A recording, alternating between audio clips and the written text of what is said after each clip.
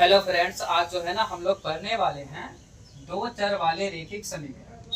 ये दो चर वाले रैखिक समीकरण में सबसे इम्पोर्टेंट पार्ट क्या है कि शब्दों से समीकरण कैसे बनाएंगे, क्योंकि शब्दों वाले इस प्रकार से ना बड़े बड़े मैथ्स पूछ लिए जाते हैं और उसको जो है ना सबसे पहला काम होता है, उसका बेसिक काम अगर आप देखेंगे फर्स्ट स्टेप, उसको हम समीकरण बनाना आना चाहिए, तभी जाकर के हम बहुत कम समय में उस प्रश्न को बना सकेंगे। और ये ऐसे पार्ट हैं जो आपको हर तरह के एग्जाम में पूछे जाते हैं, चाहे आप रेलवे ले लीजिए है ना, या फिर आप बैंकिंग ले लीजिए, या फिर आप एसएससी का एग्जाम ले लीजिए है ना, इस प्रकार से आप बोर्ड एग्जाम ले लीजिए, यहाँ से अक्सर प्रश्न पूछे जाते हैं।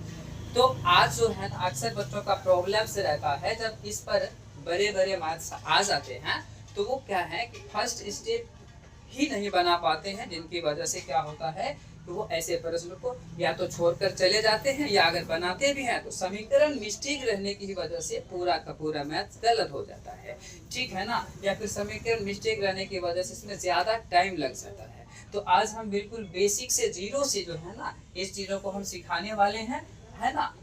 आप देखिए क्या है यहाँ पॉइंट है कि राजू 5 बल्ले और 6 गेंद 1300 रुपए में खरीदता है। वहीं हम देख रहे हैं कि दो संख्याओं का योग 40 और अंतर 10 है। इसको हमको समीकरण में कन्वर्ट करना है। देखिए एक भिन्न के अंश में एक जोड़ा जाता है तो वह भिन्न एक में बदल जाती है, इसको भी समीकरण में कन्वर्ट करना है। या आप देख सकते हैं एक भिन्न के हर में यदि एक घटाया जाए तो वह 1/3 हो जाती है, इसको भी समीकरण में हमको ऐड करना है। बिल्कुल आपको हम जीरो से आसान भाषा में इसको समझेंगे, पूरी कंसेप्ट के साथ समझेंगे और बहुत सुलली चलकर जो है ना स्पीड में भी हो जाएंगे, है ना। हमको घोड़े की रफ्तार में भी चलना पड़े तो हम आज ही चलेंगे। ये आज की क्लास आपके लिए बहुत ही रामबान है, आप बने रहिए और देखिए आज का क्लास को, ठीक है ना। तो चलिए सबसे पहले हम लोग समझते हैं क्या है। राजू 5 बल्ले और 6 गेंद 1300 रुपया में खरीदता है, ठीक है ना। इसको समीकरण में हमको बनाना है। सबसे पहले देखिए यहाँ पर बल्ले कितने खरीदते हैं 5, और साथ में क्या है गेंद, कितने गेंद खरीद रहे हैं 6 गेंद। लेकिन कहीं भी नहीं लिखा हुआ है कि बल्ले का क्या कीमत है और गेंद का क्या कीमत है। ऐसे में अगर मान लीजिए कि जो बल्ले है अगर इसका कीमत 100 रुपया है, वही ये गेंद है अगर इसका कीमत y रुपया है। बस आप अभी समझिए, उसके बाद जो है ना पूरा कंसेप्ट के साथ इस पर लेंगे। आप बताइए अगर एक बल्ले का कीमत 50 रुपये है तो दो बल्ले का कीमत क्या होगा, तो हम कहते हैं 100 रुपये। तो यहाँ हम क्या किए, हम जो है ना इस बल्ले की कीमत को उसकी संख्या से गुना कर दिए। इसका मतलब है अगर हमको कुल मूल्य निकालना हो तो उस वस्तु की संख्या को उसकी कीमत से गुना करना पड़ता है। देखिए फ्रेश हो जाइए, उस वस्तु की जो कीमत होता है उसकी संख्या से हमको क्या करना पड़ता है, गुना करना पड़ता है। इसका मतलब अगर बल्ले का मूल्य यानी कीमत 100 रुपया है और बल्ले की संख्या 5 है तो इसका पूरा कीमत जानने के लिए हमको क्या करना होगा, इसकी संख्या से गुना करना होगा। जब हम 5 को 1 से गुना करेंगे 5x हो जाएगा, ठीक है ना। इसके बाद हम केवल बल्ले तो नहीं खरीद रहे, हम गेंद भी खरीद रहे हैं। चलिए अगर एक गेंद का कीमत y रुपया है तो 6 गेंद का कीमत क्या होगा, तो हम वही करेंगे, कीमत को इसकी संख्या से गुना कर देंगे तो संख्या 6 है, अगर 6 से गुना करेंगे तो क्या होगा 6y होगा।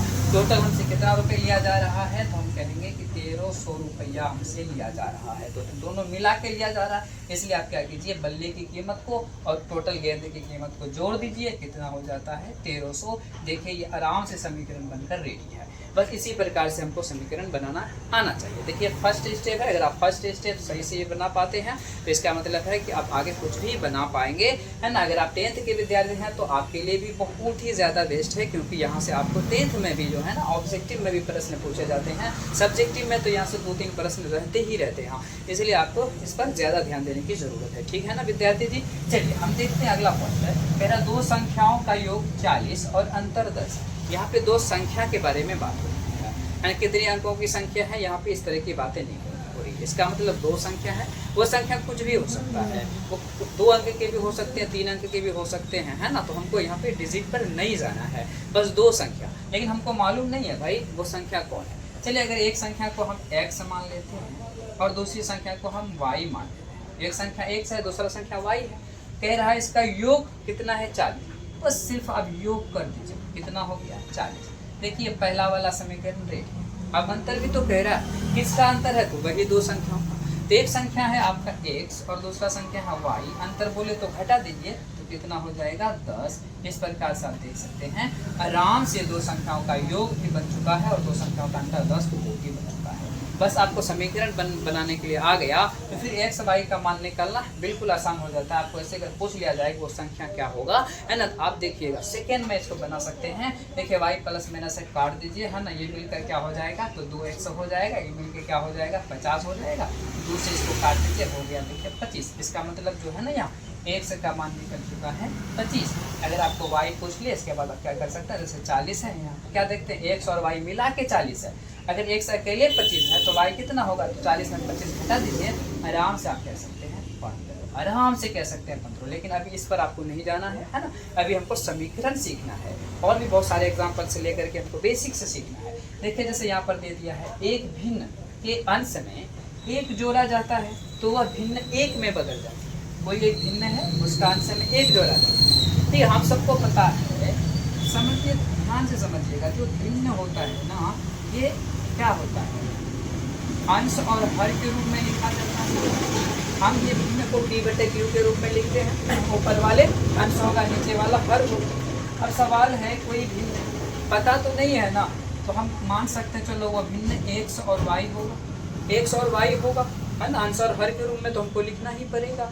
चलिए मान लीजिए कि वो भिन्न x और y होगा, लेकिन क्या कह रहे हैं अंश में एक जोड़ा जाता है, तो अंश ऊपर में है, आप इसमें एक जोड़ देते हैं, है ना। क्या कह रहा है कि वो एक में बदल जाता है, वो एक में, तो एक में बदल जाता है मतलब ये पूरा पूरा एक हो जाता है।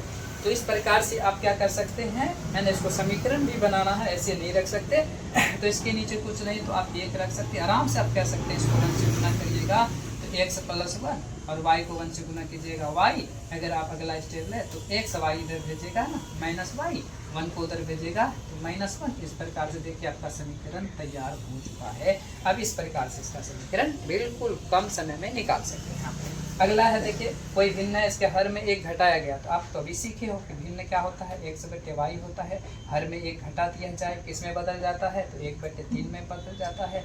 चलिए इसका अगला स्टेप क्या होगा, 3 को x से गुना कीजिए तो 3x है, अब y को 1 से गुना कीजिए, y -1 को 1 से गुना कीजिए, यही होगा। अब देखिए 3x हो गया, y इधर आया माइनस में y बराबर है -1। देखिए ये भी समीकरण बनकर आपका क्या हो चुका है, रेडी हो चुका है।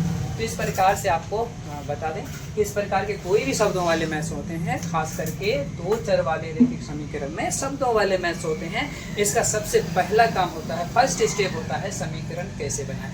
अगर आप समीकरण को सही से बना पाते हैं तभी जा करके आप जो है ना ऐसे मैथ्स को बिल्कुल सही ढंग से बना पाते हैं और पूरी समय के साथ बना पाते हैं। आपकी समय भी बचती है और साथ ही साथ आप क्या कर पाते हैं, बेहतर स्कोर कर पाते हैं। इसीलिए जो है ना आपको ये पूरा वीडियो बिना स्किप के देखना है ताकि आपको पूरी चीज़ें समझ में आए।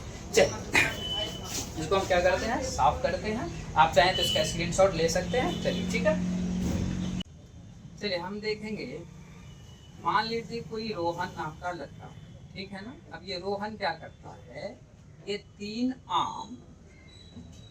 आम और 5 केले खरीदता है, 3 आम और 5 केले खरीदता है। 3 आम और 5 केले, ये जो है ना कितना, मान लीजिए कि 40 रुपये में खरीदता है। चलिए सबसे पहले इसका समीकरण कैसे, कि रोहन 3 आम और 5 केले 40 रुपये में खरीदा है, इसका समीकरण हम कैसे, आप ध्यान से देख सकते हैं। ये आम खरीदा है और केले खरीदा है, लेकिन ना आम का कीमत मालूम है ना ही केले का कीमत मालूम है, लेकिन ये 40 रुपये दे चुका है, इसका मतलब है इसका कुछ कीमत है तभी तो 40 रुपये दिए हैं। तो सबसे पहले आपको क्या करना है, आपको यहाँ पे मान लेना है कि जो है ना आम जो है, थोड़ा बढ़िया से समझिए, आम का मूल्य, एक आम का मूल्य कितना है, तो आप रख लीजिए x, और वहीं पे आप कह सकते हैं जो एक केला है, ठीक है ना, इसका जो मूल्य है ये आप मान लीजिए y रुपया, यानी कि आम का मूल्य होगा x रुपये तो केले का मूल्य होगा y रुपये। और हम सब जानते हैं अगर एक आम का कीमत 5 रुपये है तो 10 आम की कीमत 50 रुपए हो जाएंगे। यहाँ पर हमने क्या किया, आम की कीमत को उसकी मात्रा से गुना किया, यानी कि आम की कीमत को उसकी संख्या से गुना किया, क्योंकि हमने आम संख्या के आधार पर खरीदा है। अगर हम वेट के आधार पर खरीदते केजी के अकॉर्डिंग, तो हम क्या करते हैं, उसको हम मात्रा कहते हैं, है ना। तो हम क्या करते हैं, किसी चीज की कीमत को उसकी मात्रा यानी क्वांटिटी से मल्टीप्लाई कर दें, गुना कर दें, तो क्या निकलता है, उसकी कीमत निकल जाता है, कुल कीमत। तो यहाँ पर देखिए आप 3 आम खरीदा जा रहा है, तो ये 3 क्या हो गया, उसकी मात्रा हो गया। तो आप कह सकते हैं, आप आराम से कह सकते हैं कि प्रश्न से आप क्या कह सकते हैं, 3 आम खरीदा गया तो इसका कुल कीमत 3x हो गया, क्योंकि आपने इसका मूल्य को उसकी संख्या से गुना कर दिया, तो कुल कीमत निकल गया। अब उसी तरह से 5 केले भी खरीदे तो 5 हो गया, और केले का मूल्य y है, आप उसको मूल्य से गुना कीजिएगा तो 5y हो जाएगा। उन्होंने 40 रुपए दिए तो दोनों को मिला कर दिए, इसीलिए आप इसका योग कर दीजिए 40 रुपए। आप आराम से कह सकते हैं कि इसका समीकरण तैयार है। बस आपको अभी समीकरण बनाने के लिए सीखना है। फिर ये समीकरण बनाने के लिए अगर आ गया तो आप इतना यकीन मानिए, इससे बड़े बड़े मैथ्स आपके अब होने लगेंगे। अरे क्या होगा, एक स्टेप दे दिया है, अगला एक स्टेप हो देगा, बाकी इसकी कीमत मांग लेगा। एक स्टेप सीखे तो दूसरा स्टेप भी आप बना ही लेंगे, क्योंकि दूसरा स्टेप समीकरण बनाना होता है। पहला समीकरण दूसरा समीकरण, फिर दोनों में तुलना कीजिएगा, आराम से आम और केले की कीमत निकल जाएगा। तो पहला स्टेप तो आपको सीखना ही पड़ेगा। पहला स्टेप अगर आपका हाथ से चला गया तो आप समझ लीजिए कैसे मैथ्स से आपको दूर रहना पड़ेगा। चलिए देखिए, हम अगला स्टेप यहाँ पर ले लेते हैं कि मान लीजिए कि वही रोहन है ना, वही रोहन है, वो क्या करते हैं, इस बार मान लीजिए कि वो 10 कॉपी लेते हैं, ठीक है ना, 10 कॉपी और 5 कलम, ठीक है ना, 10 कॉपी और 5 पेन, 10 कॉपी और 5 पेन जो है ये 125 रुपया में खरीदा, 125 रुपया में क्या किया है, खरीदा है। अब आपको बताना है इसका समीकरण। अब देखिए, जरूरी हर जगह हम ये लिखें, है ना, तो आपको क्या करना है, आपको इतना कहना, चलो कॉपी का कीमत है 100 रुपया, टोटल कितना है 10, चलो 10 को हम मतलब उसकी संख्या को कीमत से गुना किया तो कोई रुपए निकल गए। अच्छा, 5 पेन खरीदे गए, पेन का कीमत y है, इसकी संख्या से गुना करेंगे तो कोई कीमत निकल जाएगा। वैसे हमने एक साथ दिए हैं तो दोनों मिला करके योग कर देंगे 125। आप आराम से कह सकते हैं कि 10x + 5y = 125। अगर ये समीकरण आपके टूट रहे हैं तो आपको टूटना चाहिए, जैसे 5 से सारे डिवाइड होंगे, जैसे आप देख लीजिए 5, यहाँ बचेंगे 2x, यहाँ बचेंगे सिर्फ y, यहाँ बचेंगे 125। आप बता सकते हैं, है ना, 25 बार में, तो आपका समीकरण मूल समीकरण आ जाएगा 2x + y = 25। ये हो जाएगा आपका मेन समीकरण। तो इस प्रकार से आपको क्या करना है, यहाँ पे समीकरण बनाने के लिए सीखना ही सीखना है। चलिए, इसी क्रम में मान लीजिए ये हो गया। अगर मान लीजिए हमारे पास ऐसा हो, 2 अंकों की हम यहाँ पर लिख रहे हैं, ऐसे आप कह सकते हैं ना, 2 अंकों की संख्या के, 2 अंकों की संख्या के अंकों का योग कितना है, अंकों का योग 20 है। अब बताइए इसका समीकरण आप कैसे बनाएंगे। आपको मालूम होना चाहिए 2 अंकों की संख्या के अंकों का योग कितना दिया है, 20 दिया है। ये सिर्फ अंकों का योग है, संख्या देखिए क्या है, 2 अंकों की संख्या है। तो आपको हमेशा याद रखना है, ये जो 2 अंकों की संख्या होता है, इसमें एक होता है इकाई, ठीक है, और दूसरा क्या होता है, दहाई। एक होगा आपका इकाई और दूसरा क्या हो जाएगा, आपका दहाई हो जाएगा।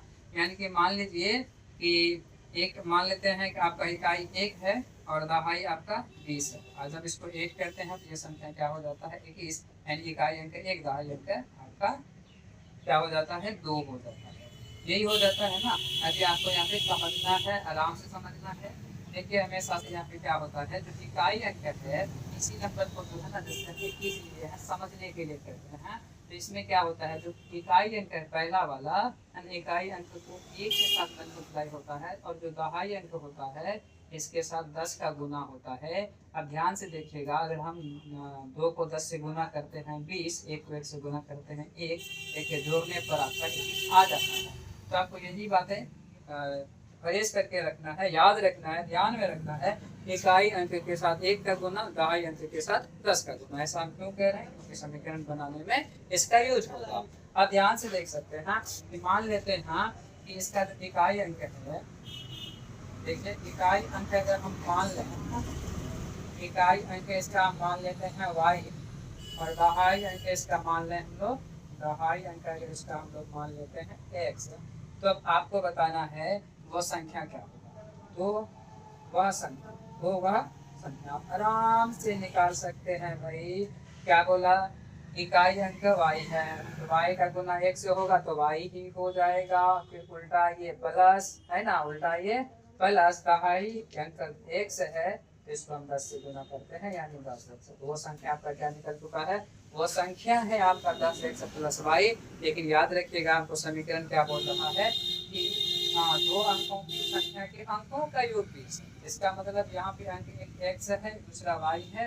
आप आराम से कह रहे हैं इसका योग कह रहा है, तो आप कह दीजिए x प्लस y बराबर हो जाएंगे 20। आपका यही समीकरण था। लेकिन सब चीजें हम आपको एक्स्ट्रा बता रहे थे क्योंकि अभी हम इस पे भी काम करना है।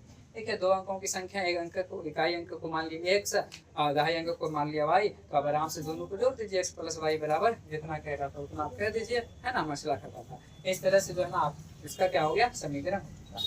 अब चलिए हम लोग इसी तरह में आगे बढ़ते हैं और इस संदर्भ में और बताते हैं लेते हैं। ठीक है, अगर हो जाए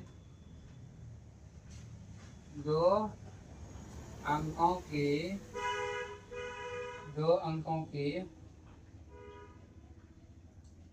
संख्या,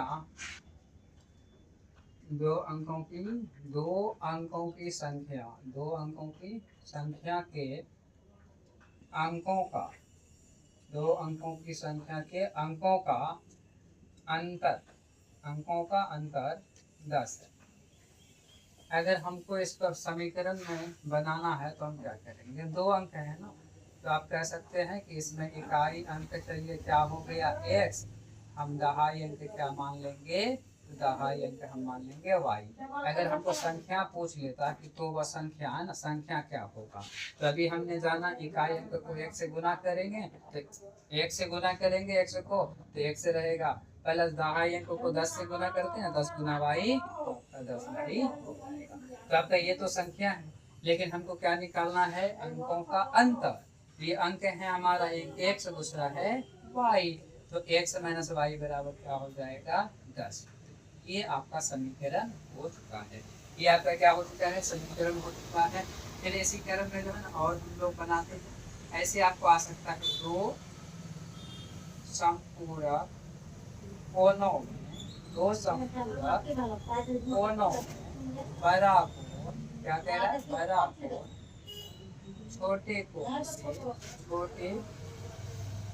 कोण से 18 डिग्री अधिक है। क्या डिग्री अधिक है? 18 डिग्री अधिक है। तो ऐसे में इसका समीकरण हम लोग कैसे लिखेंगे? दो संपूरक कोणों में बड़ा कोण छोटे कोण से 18 डिग्री अधिक है। तो हम यहाँ पे सबसे पहले जानेंगे जो संपूरक कोण है 2 है, तो हम सबसे पहले यहाँ पर लिखते हैं दो संपूरक कोण। हम सबसे पहले ये जानते हैं कि दो संपूरक कोण नहीं है, हम लोग मान लेंगे दो संपूरक कोण आपके क्या है? एक हो जाएंगे x, दूसरा हो जाएंगे y। एक हमारा क्या है? x और दूसरा हो जाएगा y। अगर इसका हमको समीकरण बनाना हो तो आपको याद रखना है दो संपूरक कोण, बड़ा कोण छोटे कोण से 18 डिग्री अधिक है। ऐसे में मान लीजिए जो बड़ा कोण है और वो छोटे कोण से कितना डिग्री अधिक बताया जा रहा है? 18 डिग्री। इसका मतलब यहाँ पे हम एक बड़ा कोण मान सकते हैं, एक छोटा मान सकते हैं। तो आगे यहाँ दो संपूरक कोणों में आप फ्रेश कर लीजिए ना। जो बड़ा कोण है क्या है? बड़ा कोण है वो आपका x है, और वहीं पर जो छोटा कोण है वो आपका क्या है? छोटा कोण आपका y है। अच्छा, आप बता सकते हो कि बड़ा कोण छोटे कोण से 18 अधिक है, इसका मतलब बड़ा कोण में छोटा कोण घटाएंगे तो 18 डिग्री आ जाएगा। 18 डिग्री आ जाएगा, ठीक है ना? 18 डिग्री आ जाएगा। आपको ये जानना है। अब इस चीज़ों को समझने के लिए एक एग्जाम्पल हम ले लेते हैं कि मान लीजिए एक बंदा है, उसके पैकेट में 20 रुपया है और एक बंदा उसके पैकेट में 10 रुपया है। हम इसको क्या बोलेंगे? कि इसको हम बड़ा मान लेते हैं, इसको छोटा मान लेते हैं। तो मान लीजिए हम क्या बोलेंगे कि बड़ा व्यक्ति के पास छोटे व्यक्ति से 10 रुपया अधिक है। इनको है कि नहीं 10 रुपया अधिक? 10 रुपया अधिक कैसे निकला? हमने क्या किया, बड़े वाले का छोटे वाले से अंतर कर दिया। तो उसी तरह से यहाँ पे भी आपको आ जाएगा। आपको बस यही करना है कि जो बड़ा कोण है वो छोटे कोण से 18 डिग्री अधिक है। इसका मतलब बड़ा वाला कोण छोटे वाले से बड़ा है ना। तो आपको क्या करना है, बड़े वाले में छोटे वाले को घटा देंगे तो डिग्री मान निकल जाएगा। बस आपको यही करना है। अगर आप इस तरह से समीकरण बना लेते हैं, ये समीकरण जानना तो आपके लिए बेहद जरूरी है, तब जाकर के एग्जाम से होगा। चलिए अब इसी पर जो है ना हम आपको कुछ सब्जेक्टिव प्रश्न की देने का प्रयास करेंगे और आप कोशिश करना उसका समीकरण करके हल करना। चलिए हम यहाँ पर ऐसे लिख दे रहे हैं कि दो संख्याओं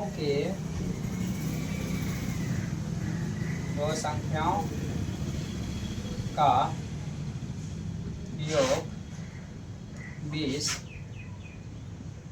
और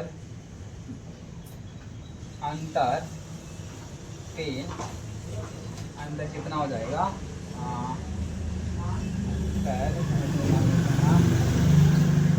अंतर 4 हो। तो वह संख्या है। देखिए इसको ना बहुत कम संख्या में क्या करेंगे, दो संख्या, तो आप एक संख्या x मान लिए, दूसरा y मान लिए, योग बोला, योग कितना है 20, आप योग कर दिए। कह रहा है अंतर, तो आप अंतर में इसको घटा दीजिए, कितना है 4। अब देखिए y आपके क्या हुए, कट गए, x मिलकर 2x हो गया, ये भी मिलेगा 24 होगा, इससे कट जाएगा तो 12। इसका मतलब है कि आपका एक संख्या निकल चुका है 12, यानी कि ये x का वैल्यू निकल चुका है।